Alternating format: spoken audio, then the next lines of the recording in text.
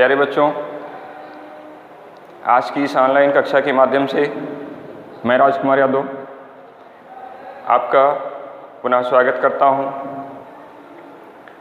आज हम सब अपने इस पठन पाठन के क्रम में हिंदी विषय के अंतर्गत आरोह भाग 2 और आरोह भाग 2 के पद्य खंड में निर्धारित कवियों की सूची में गोस्वामी तुलसीदास और उनके द्वारा रचित कवितावली के कुछ प्रसंगों का यहाँ पर अध्ययन करेंगे। जैसा कि आप जानते हैं, गोस्वामी तुलसीदास जी के द्वारा विरचित ग्रंथों की प्रामाणिक सूची 12 अर्थात 12 प्रामाणिक रचनाओं का जो क्रम मिलता है, उन 12 प्रामाणिक रचनाओं में से 5 बड़े ग्रंथों का नाम लिया जाता है। उन 5 बड़े ग्रंथों में रामचरितमानस, कवितावली, गीतावली, दोहावली और विनय पत्रिका का नाम लिया जाता है। इन 5 बड़े ग्रंथों के क्रम में आज हम सब कवितावली, जो कि 7 कांडों में विभक्त है, उन 7 कांडों के अंतर्गत कवितावली के उत्तर कांड से उद्घृत कवित्त छंद में रचा गया आपके पाठ्यक्रम में सम्मिलित यह कवित्त छंद कुछ इस प्रकार से है, जिसका हम सब वाचन करते हैं। कवित्त छंद पढ़ाने से पहले या पढ़ने से पहले वो एक गेय पद है। कवित्त की अपनी एक खूबी होती है। यह एक वर्णिक छंद के अंतर्गत आता है। इन सब बिंदुओं पर हम अपने काव्यगत सौंदर्य के अंतर्गत चर्चा करेंगे। तो चलते हैं, देखते हैं कि कवित्त छंद, जो कि गोस्वामी तुलसीदास जी के द्वारा रचित उनके ग्रंथ कवितावली के उत्तरकांड से कवित्त छंद में रचा गया, हमारे पाठ्य पुस्तक में सम्मिलित किया गया, उनका कवित्त छंद कुछ इस प्रकार से है।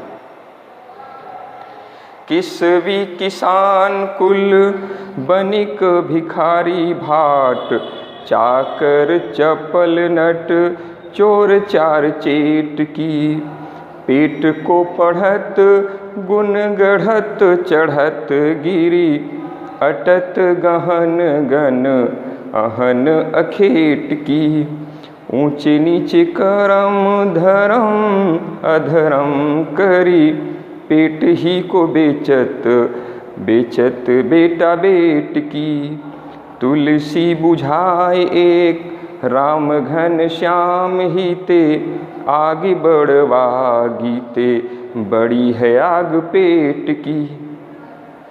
कवित्त छंद में रचा गया यह कवित्त, जिसका दूसरा नाम मनहरण कवित्त छंद, कवित्त छंद का दूसरा नाम मनहरण कवित्त छंद के नाम से भी लोग इसको जानते हैं छंद शास्त्र के अंतर्गत। आप देखेंगे कि गोस्वामी जी के द्वारा विरचित इस कवित्त छंद में गोस्वामी जी ने कलयुग का प्रभाव किस प्रकार से लोगों के ऊपर कलयुग ने अपना आधिपत्य जमा रखा है, किस प्रकार से कलयुग ने लोगों की मति भ्रष्ट कर दी है, लोग भले बुरे उचित अनुचित इसकी लोगों के अंदर कोई परख ही नहीं रह गई है। इन सब बिंदुओं से बेपरवाह लोग जिए जा रहे हैं। कलयुग का प्रभाव किस प्रकार से लोगों के ऊपर दिखाई दे रहा है, इन्हीं बिंदुओं पर, इसी विषय पर गोस्वामी तुलसीदास जी ने अपनी लेखनी कुछ इस प्रकार से चलाई। गोस्वामी जी लिखते हैं कि किसवी किसान कुल, किसवी शब्दार्थ देखते चलते हैं। किसवी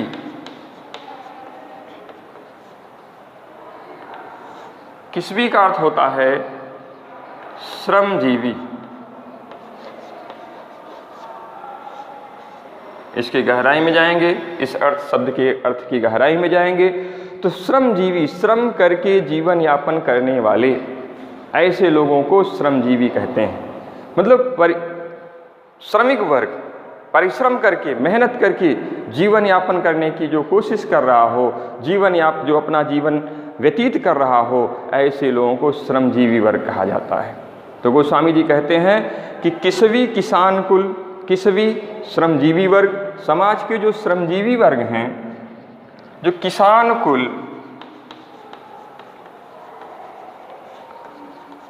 कुल, जो किसान का परिवार है, अर्थात किसान वर्ग, इन सभी समुदायों की चर्चा करते हुए तुलसीदास जी कहते हैं कि किसवी किसान कुल, श्रमजीवी वर्ग, किसान वर्ग, वणिक व्यापार करने वाले अर्थात व्यापारी वर्ग,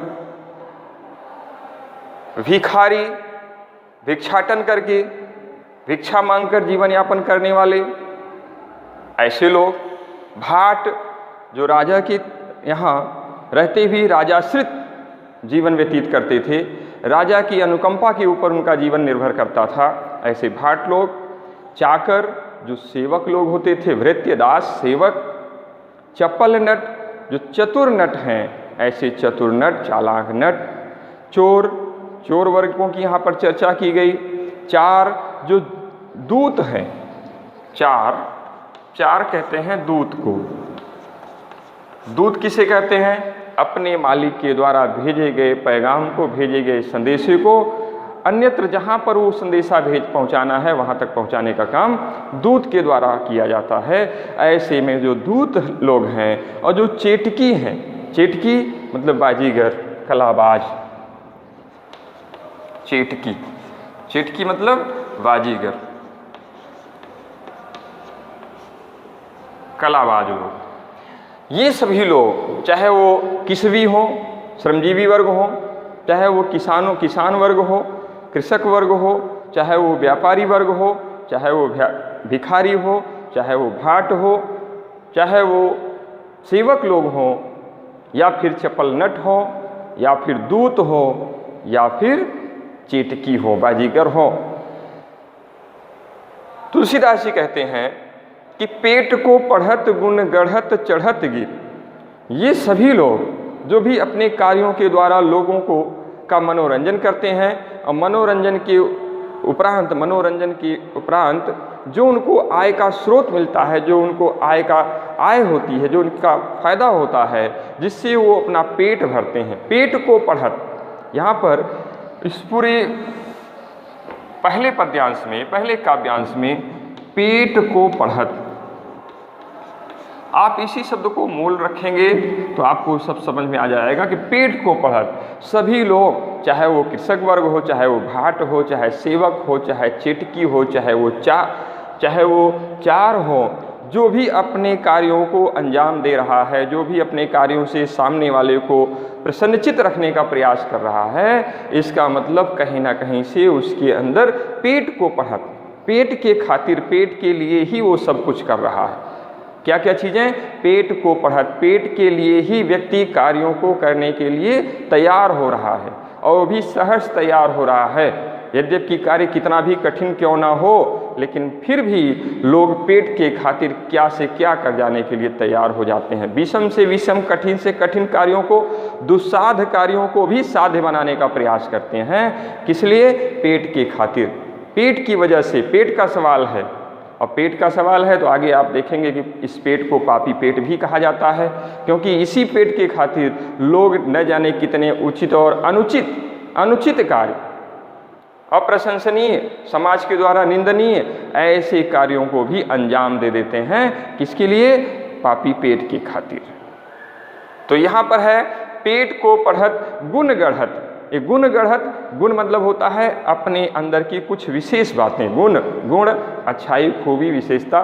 तो कुछ गुण गढ़त, कुछ अलग हटकर जो कार्य करते हैं, जिसको हम लोग देखते हैं, समाज के लोग देखते हैं, तो जिसको देखकर हम दांतों तले उंगली दबाते हैं, हतप्रभ रह जाते हैं, दंग रह जाते हैं। ऐसे बाजीगर लोग, ऐसे चपल नट, ऐसे जो कलाबाज लोग हैं समाज के, जो अपनी कला कलाओं के द्वारा समाज को आश्चर्यचकित कर देते हैं, दंग रख देते हैं, और उसी आश्चर्यचकित, आश्चर्य कर देने वाले भाव के ही फलस्वरूप उन्हें आय होती है, उनकी कमाई का जरिया है, और जिससे उनका जीवन यापन चलता है। तो यहाँ पर कवि कहता है, गोस्वामी जी कहते हैं कि पेट को पढ़त, पेट के खातिर ही लोग न जाने क्या क्या चीज़ें कर गुजरते हैं, गुण गढ़त, अपने अंदर की गुण न जाने कितनी एक अनोखी कार्यों को अंजाम देते हैं। चढ़त गिर, ऐसे गिर पर्वत का पर्यायवाची है, तो पर्वतों पर भी चढ़ जाते हैं, जो कि एक साहसिक कार्यों में गिना जाता है। ऐसे दुस्साध्य कार्य को भी साध्य बना देते हैं, जहाँ पर हम लोग सोच ही नहीं सकते, वहाँ पर भी वो जाकर उसको भी, उस चोटी पर भी वो फतह, उस चोटी को भी फतह कर देते हैं, वहाँ पर भी अपना तिरंगा लहरा देते हैं, अपनी उपस्थिति दर्ज करा देते हैं। चढ़त गिरि, पर्वतों पर चढ़ जाते हैं। इसका मतलब है पेट के खातिर लोग क्या से क्या कर गुजरते हैं। अटत गहन गन अहन अखेटकी, दिन रात आप देखेंगे अहन, अहन किसका पर्यायवाची, अहन ये दिन का पर्यायवाची। गहन गन अर्थात जंगल, अखेट की, आखेट के चक्कर में, शिकार के चक्कर में, मतलब शिकार के लिए पेट के खातिर जब उनकी क्षुधा उग्र रूप धारण करती है, अर्थात पेट की आग जब अपने वास्तविक रूप में आती है, तो लोग क्या से क्या कर गुजरते हैं। शिकार के चक्कर में लोग पर्वतों की गहन गुफाओं में भी जाने को तैयार हो जाते हैं, अखेट की, शिकार करने के लिए। अर्थात पेट की भूख, पेट के खातिर, पेट की भूख, पेट की क्षुधा को शांत करने के लिए लोग ये परवाह नहीं करते कि पर्वतों की, सबसे पहले तो पर्वत, वहाँ जाना ही दुश्वार है, कठिन कार्यों में से एक है, और उस पर्वत की गहन गुफाएं जो अंदर में गहनतम अंधकार से भरी हुई, ऐसी गहनतम गुफाओं में भी लोग शिकार करने के लिए जो चले जाते हैं, वो उनके अंदर केवल एक ही बात होती है, पेट के खातिर वो सब इन सभी दुस्साध कार्यों को भी साधने का प्रयास करते हैं। पेट को पढ़त गुण गढ़त चढ़त गिरि, अटत गहन गन अहन अखेटकी, अर्थात पर्वतों की गहनतम गुफाओं में भी शिकार करने के लिए वो लोग पहुंच जाते हैं। ऊंचे नीचे कर्म करते हैं। क्यों करते हैं? क्योंकि गोस्वामी जी ने यहाँ पर कलयुग का प्रभाव किस प्रकार से मनुष्यों के मन रूपी इंद्रियों पर अपना अधिकार किस प्रकार से कलयुग ने कर लिया है, इसका उल्लेख यहाँ किया है। इसी बात का यहाँ पर जिक्र किया गया कि ऊंचे नीचे कर्म, धर्म अधर्म करी, व्यक्ति ऊंचा नीचा कर्म करने लगता है। ऊंचा नीचा कर्म करना मतलब समाज के द्वारा निंदनीय कार्यों को भी अंजाम दे देता है। उसे ये परवाह नहीं होती कि ये कार्य हमारे लिए अच्छा है कि बुरा है, इससे समाज को क्या हानि होगी, क्या लाभ होगी। इससे इन सब बातों से बेपरवाह होकर, क्योंकि कलयुग का प्रभाव उसके ऊपर है, मन रूपी इंद्रियों पर कलयुग ने अपना अधिकार कर रखा है, तो ऐसे में गोस्वामी जी कहते हैं कि ऊंचे नीचे कर्म, लोगों के द्वारा ऊंचे नीचे कर्म होते हैं। उनके द्वारा कर्म मतलब होता है कर्तव्य कार्य। उनके द्वारा जो कार्य संपादित किए जाते हैं समाज में रहते हुए, वो ऊंचे नीचे होते हैं, अर्थात वो भले और बुरे दोनों हो सकते हैं, उचित और अनुचित दोनों हो सकते हैं। उससे समाज को फायदा और समाज को नुकसान दोनों हो सकता है। धर्म अधर्म करी, धर्म अधर्म, वो धर्म और अधर्म, धर्म से आप पढ़ेंगे धर्म, और अधर्म मतलब धर्म और अधर्म के कार्यों को भी करने से तनिक सा भी वो बाज नहीं आती। उनको इस बात की चिंता नहीं है कि हमें धर्मार्थ के लिए कार्य करना चाहिए, लेकिन धर्म के कार्य और अधर्म के कार्य दोनों कार्यों में पूर्ण रूप से संलग्न होते हैं, संलिप्त होते हैं। उनसे ये नहीं मतलब है कि समाज हमें क्या कहेगा, हमें धर्म की रक्षा करनी चाहिए, इस बात से बिल्कुल बेपरवाह होकर वो अधर्म के कार्यों पर को भी अंजाम देना शुरू कर देते हैं। क्यों? क्योंकि कलयुग ने उनके मन रूपी इंद्रियों पर पूर्ण अधिकार कर रखा है। कलयुग का प्रभाव व्यक्ति के ऊपर पूरी तरह से जम चुका है, और जब कलयुग ने व्यक्ति के हृदय में अपनी जड़ बना रखी है, उसके हृदय में हृदय बल्लभ हो गया है, हृदय में स्थिर हो गया है, तो उसके द्वारा जो भी कार्य संपादित किए जाएंगे, उस मनुष्य के द्वारा जो भी कार्य संपादित किया जाएगा, वो कलयुग के प्रभाव को लिए हुए होगा। तो कलयुग का प्रभाव किस प्रकार से मनुष्यों के ऊपर हावी हो गया, और मनुष्यों के ऊपर हावी होने से उसकी जो सोचने समझने की जो शक्ति है, जो विवेक शक्ति है, किस प्रकार से क्षीण होती चली जा रही है। और विवेक शक्ति के क्षीण होने पर व्यक्ति धर्म अधर्म, कुकर्म, ऊंच नीच, इन सभी बातों से बेपरवाह होकर अपने स्वार्थ से ग्रसित होकर स्वार्थ की भावना उसके अंदर प्रबल हो गई है। ऐसे में वो अपने कार्यों को अंजाम देता है। ऊंचे नीचे कर्म धर्म अधर्म करी, पेट ही को पचत बेचत बेटा बेटकी। गोस्वामी जी कहते हैं कि पेट ही को पचत, पेट ही की खातिर ही तो सब कुछ करते हैं। पेट के खातिर ही लोग एक दूसरे को के ऊपर हमला बोल देते हैं, हत्या कर देते हैं, ऐसे जघन्य अपराधों को भी अंजाम दे देते हैं कि जिनको सोचने मात्र से ही हमारी रूह कांप जाए। लेकिन ऐसे कलयुग का प्रभाव मनुष्यों के ऊपर इस प्रकार से हावी हो गया है कि वो ऐसे जघन्य कृत्यों को करने में भी उनके हाथ नहीं हिलते, नहीं कांपते। पेट ही को पचत बेचत बेटा बेटकी, जहाँ पर लिखा बेचत बेटा बेटकी, आप देखेंगे बेचत बेटा बेटकी,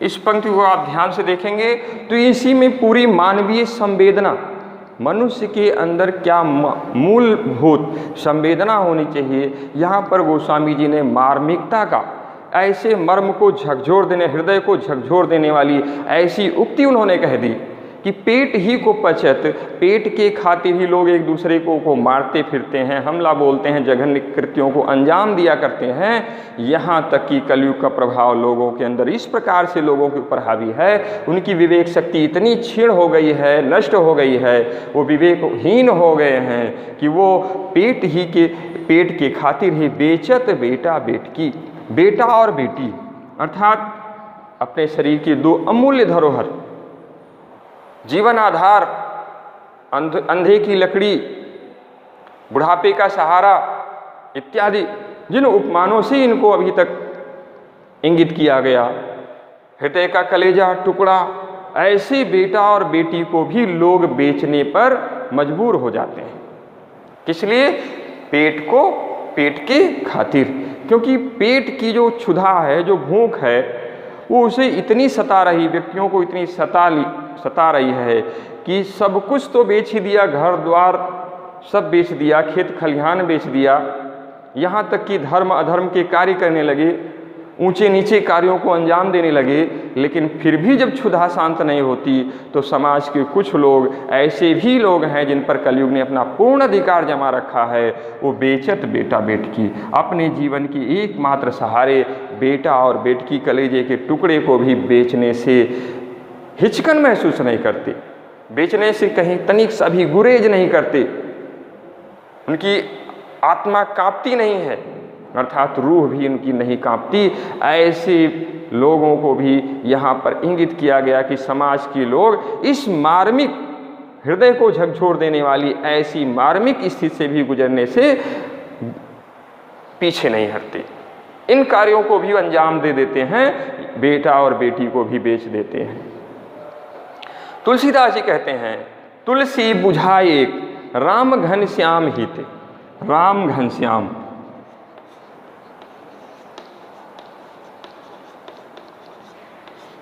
आप देखेंगे दोनों संज्ञा शब्द है, राम घनश्याम, राम एक नाम, घनश्याम एक नाम।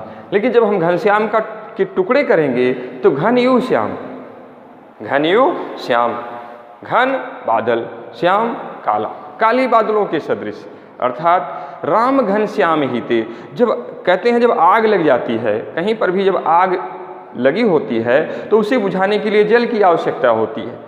तो यहाँ पर पेट की रूपी आग लगी है, पेट की आग लगी, पेट में आग लगी है, और उस आग को, पेट की आग को, जैसे समाज में, भौतिक समाज में जो लौकिक समाज है, लौकिकता के दौर में हम देखेंगे तो लगी हुई आग को हम जल से बुझाने का, जल के द्वारा उस आग को बुझाने का प्रयास करते हैं। लेकिन यहाँ पर पेट की आग लगी हुई, पेट में आग लगी हुई है, ऐसे पेट में लगी हुई आग को बुझाने के लिए कैसे घनश्याम की जरूरत है, कैसे काले बादलों की जरूरत है? राम रूपी काले बादलों की आवश्यकता है। जैसे आग के लग जाने पर जल की आवश्यकता होती है, काले बादल होंगे, वो बारिश करेंगे, बारिश से वो आग शांत हो जाएगी। ठीक वैसे ही यहाँ पर कबीर तुलसीदास जी कहते हैं कि घनश्याम राम, अर्थात काले बादलों के सदृश जो भगवान राम हैं वही एकमात्र हमारे प्राणाधार हैं, वही एकमात्र जीवन के आधार हैं, वही एक दीनबंधु दीनानाथ, जगत वत्सल, जगन्नाथ, जगदीश, जो संसार के हर एक प्राणियों के कष्टों का निवारण करने वाले हैं, वही एक ही ऐसे व्यक्ति हैं जो बुझाए मतलब शांत कर सकते हैं। कौन शांत? तुलसीदास जी कहते हैं बुझाई एक राम घनश्याम ही थे। इस पेट रूपी आग, जिस पेट रूपी आग के लग जाने पर लोग उचित अनुचित, धर्म अधर्म, ऐसे कुकृत्यों को भी अंजाम दे लेते हैं जो समाज में निंदनीय है, अप्रशंसनीय है, ऐसे कार्यों को, ऐसे पेट रूपी आग को शांत करने के लिए राम रूपी घनश्याम की आज आवश्यकता है। राम रूपी घनश्याम ही एक ऐसे जीवन आधार हैं, जीवन बिंदु हैं कि जिनके द्वारा ही इस पेट रूपी आग को शांत किया जा सकता है। आग बड़वागी ते, बड़ी है आग पेट की। यहाँ पर बड़वागी, तो अग्नि के क्रम में आप देखेंगे कि जो पेट की आग होती है, पेट की आग को जठराग्नि कहते हैं। जठराग्नि,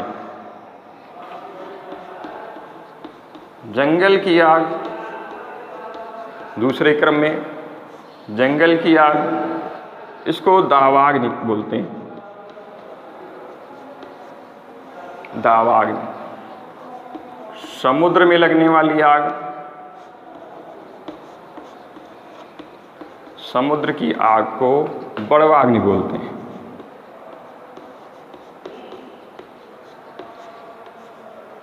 यहां पर ये जो तीन आगों का जो क्रम दिख रहा है, जठराग्नि, दावाग्नि, बड़वाग्नि, तो इसमें गोस्वामी जी कहते हैं आग बड़वागी थी।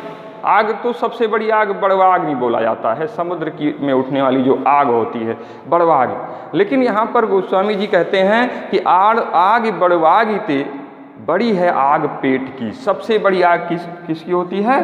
पेट की। यद्यपि लोग बड़वाग्नि को सबसे बड़ी अग्नि के रूप में परिभाषित करते हैं, लेकिन तुलसीदास जी कहते हैं नहीं, कलयुग का प्रभाव देखो, कलयुग के प्रभाव में, कलयुग के समय में लोगों के अंदर ये बड़वाग्नि न बड़ी होकर पेट की आग सबसे बड़ी आग होती है। इसी पेट की आग की खातिर ही लोग न जाने किन किन कृत्यों को अंजाम दे देते हैं जो कि समाज के द्वारा निंदनीय है। तो कवि की नज़र में, गोस्वामी जी की नज़र में पेट की आग सबसे बड़ी आग होती है। इसी पेट की आग के खातिर ही लोग किन किन कार्यों को, कहाँ से, मतलब ऐसे निंदनीय अप्रशंसनीय कार्यों को भी अंजाम दे देते हैं। तो कवि की नज़र में सबसे बड़ी आग पेट की आग होती है। और इस पेट रूपी आग को शांत करने के लिए राम रूपी घनश्याम की आज महती आवश्यकता है। राम रूपी घनश्याम ही एकमात्र कलयुग के प्राणियों के लिए एकमात्र जीवन आधार हैं, जीवन स्तंभ हैं, एकमात्र इस संसार रूपी नौका को आगे ले चलने वाले हैं। इसलिए पेट रूपी आग को, पेट की अग्नि को शांत करने के लिए आज हमें राम रूपी घनश्याम की आवश्यकता है। तो आप देखेंगे कि यहाँ पर कलयुग के प्रभाव को दिखाया गया, किस प्रकार से कलयुग के वशीभूत, कलयुग ने किस प्रकार से व्यक्तियों की मानसिक स्थितियों पर अपना पूर्ण नियंत्रण कर रखा है। और जब मन रूपी इंद्रियों को जिसने अपने वश में कर लिया तो व्यक्ति का पूरी उसकी सोचने समझने की शक्ति भी उसी के अधीन हो गई। और जब सोचने और समझने की शक्ति ही क्षीण हो गई तो ऐसे में व्यक्ति के द्वारा जो भी कार्य किए जाएंगे वो निंदनीय होंगे, अप्रशंसनीय होंगे, समाज के द्वारा स्वीकार नहीं किया जाएगा। ऐसे कार्यों को व्यक्ति अंजाम देता है क्योंकि वो कलयुग के अधीन हो चुका है। तो यहाँ पर कवि ने कलयुग के प्रभाव का यहाँ पर वर्णन किया। आप आगे काव्यगत सौंदर्य के अंतर्गत देखते हैं।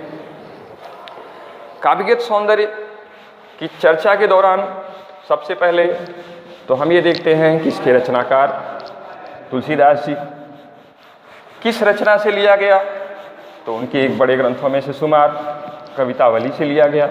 कवितावली 7 कांडों में विभक्त रचना है। उस कवितावली के अंतिम कांड उत्तर कांड से ये रचना ली गई है। कवितावली अवधी भाषा में लिखी है।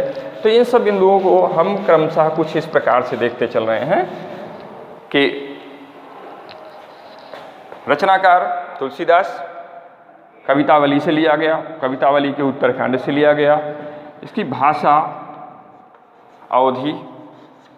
अवधी भाषा में रचित है। अवधी किस छंद में लिखा गया है? छंद तो आप देखेंगे कवित्त छंद। छंद के क्रम में कवित्त छंद में लिखा गया। कवित्त या फिर मनहरण दोनों एक ही होता है, चाहे उसे कुछ लोग कवित्त बोलते हैं, कुछ लोग मनहरण बोलते हैं। कवित्त छंद की क्या खूबी होती है कि इस छंद में 16 और 15 31 वर्ण। इसका मतलब होता है कि इसकी प्रथम पंक्ति में 16 वर्ण, क्योंकि ये वर्णिक छंद है। कवित्त एक वर्णिक छंद है और वर्णिक छंद में वर्णों की गिनती की जाती है। तो यहाँ पर वर्ण गिने जाएंगे, तो वर्णों के गिनने के क्रम में प्रथम चरण में 16 और दूसरे चरण में 15 और कुल मिलाकर 31 वर्ण होते हैं। तो एक कवित्त छंद की अपनी एक परिभाषा है, अपनी एक खूबी है कि 31 वर्णों से सुसज्जित 16 और 15 ऐसे यतिक्रम को लिया हुआ, अर्थात प्रथम पंक्ति में 16 और दूसरे में 15 ऐसे वर्णों के क्रम को रखा हुआ और 31 वर्णों से सुसज्जित ऐसे छंद को कवित्त छंद कहा जाता है। तो कवित्त छंद में पिरोया गया।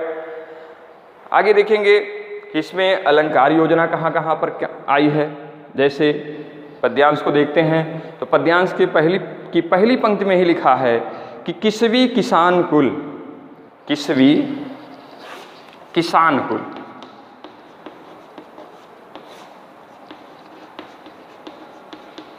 किसवी किसान कुल, इस पंक्ति को आप ध्यान से देखेंगे तो इसमें का वर्ण की आवृत्ति बार बार हुई है, इसलिए यहाँ पर क वर्ण की आवृत्ति बार बार होने से अनुप्रास अलंकार है। अनुप्रास अलंकार की एक पंक्ति देखेंगे कि बेचत बेटा बेटी की, इसको आप देखेंगे तो यहाँ पर भी बा ये ब वर्ण की आवृत्ति बार बार होने से अनुप्रास अलंकार दिख रहा है। दोनों जगह पर अनुप्रास अलंकार, अनुप्रासा अलंकार, अनुप्रास अलंकार यहाँ पर दिखाई देता है। आगे देखेंगे और भी अलंकारों के क्रम में, जहाँ पर लिखा राम घनश्याम हित, राम घनश्याम हित। आप देखें राम रूपी घनश्याम, अर्थात घन के समान जो श्याम, घनश्याम ऐसे काले बादलों के सदृश राम, राम रूपी घनश्याम की आज समाज को महती आवश्यकता है। तो राम रूपी घनश्याम अर्थात यहाँ पर रूपक अलंकार, रूपक अलंकार यहाँ पर दिखता है।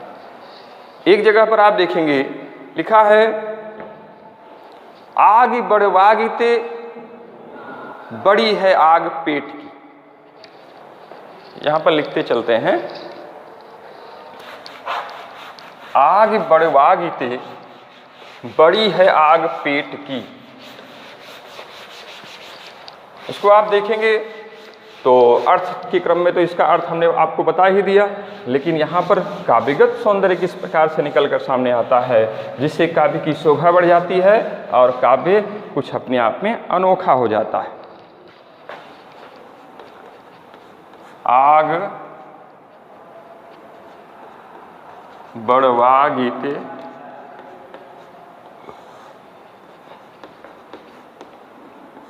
बड़ी है आग पेट की। इसको आप ध्यान से देखें तो इसमें आपको उपमेय और उपमान का क्रम दिखाई देता है। उपमेय और उपमान, उपमेय और उपमान आप जानते होंगे अर्थालंकार के क्रम में। अर्थालंकार, जहाँ से अर्थालंकार में उपमेय और उपमान की आवश्यकता होती है। तो उपमेय उपमान, जिसकी उपमा दी जाए उसे उपमेय कहते हैं, उपमान जिससे उपमा दी जाए उसे उपमान कहते हैं। तो यहाँ पर आप देखेंगे आग बड़वागिते बड़ी है आग पेट की। इस पंक्ति में आपको एक अलंकार मिलेगा अर्थालंकार के भेद में, व्यतिरेक अलंकार। यहाँ पर व्यतिरेक अलंकार है। अब व्यतिरेक अलंकार किसे कहते हैं? तो इसका दो टुकड़ा, विधन अतिरेक, विधन अतिरेक, विशेष रूप से, खास तौर पर विशेष रूप से, अतिरेक आधिक्य, विशेष रूप से अपने प्रभाव को दिखाना, विशेष रूप से अपने प्रभाव का आधिक्य, वो व्यतिरेक कहलाता है। तो इसका मतलब हुआ कि इस अलंकार के अंतर्गत जहाँ पर उपमेय उपमान से श्रेष्ठ होता है, जहाँ पर उपमेय उपमान से श्रेष्ठ हो और उसका प्रमाण भी दिया गया, उपमेय उपमान से श्रेष्ठ हो और दिया गया हो, प्रमाण भी दिया गया हो, वहाँ पर व्यतिरेक अलंकार होता है। अब आप देखेंगे आग बड़वागिते बड़ी है आग पेट की। इस पंक्ति में आग पेट की ये उपमेय शब्द है और इस पेट की आग को किसी बड़वाग, इससे उपमा दी जा रही है, तो मतलब उपमान, उपमान जिसकी उपमा दी जाए, पेट की आग की उपमा दी जा रही है, किससे दी जा रही है? बड़वाग्नि से दी जा रही है, उपमान हो गया। लेकिन यहाँ पर उपमेय और उपमान तो दिख गया, अर्थात ये रूपक, ये अर्थ अलंकार के भेद के अंतर्गत है। लेकिन अब यह व्यतिरेक अलंकार क्या कहता है कि जहाँ पर उपमेय उपमान से श्रेष्ठ हो, अर्थात ये उपमेय, जबकि हम कभी भी उपमेय और उपमान करते हैं तो उपमान से जब उसकी तुलना करते हैं तो उपमान हमारा श्रेष्ठ होता है, लेकिन इस अलंकार में उपमेय हमारा श्रेष्ठ हो जा रहा है उपमान की अपेक्षा।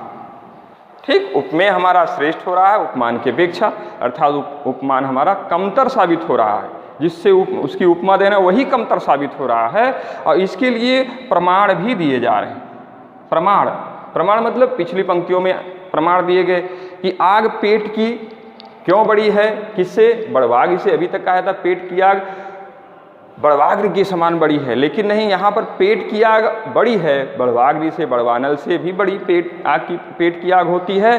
क्यों? क्योंकि पेट के खातिर लोग किन किन कर्मों को, ऊंच नीच, धर्म अधर्म, सब कार्यों को अंजाम दे रहे हैं, ये प्रमाण दिया गया।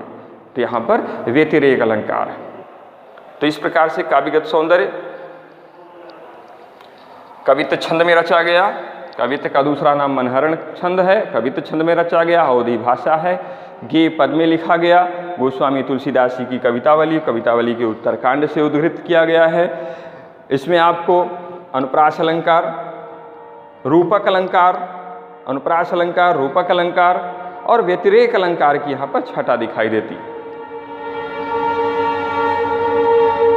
तो इस प्रकार से आप देखेंगे कि गोस्वामी जी के द्वारा जो ये कवितावली शीर्षक का ये हमारे पाठ्यपुस्तक में सम्मिलित पहला पद है, इसको हमने अध्ययन किया। आप भी अपने घर पर ही पाठ्यपुस्तक की मदद से और इस वीडियो की मदद से इस पद्यांश को पढ़ने का कार्य करेंगे, समझने का कार्य करेंगे। आशा है कि इस वीडियो की मदद से आपको कवितावली शीर्षक उत्तरकांड, कवितावली के उत्तरकांड का जो प्रथम पद है ये आपको विधिवत समझ में आएगा। इसी आशा के तहत हम आपसे विदा लेते हैं। आप जहाँ भी रहें स्वस्थ रहें, सुरक्षित रहें, इसी मनोकामना के साथ धन्यवाद।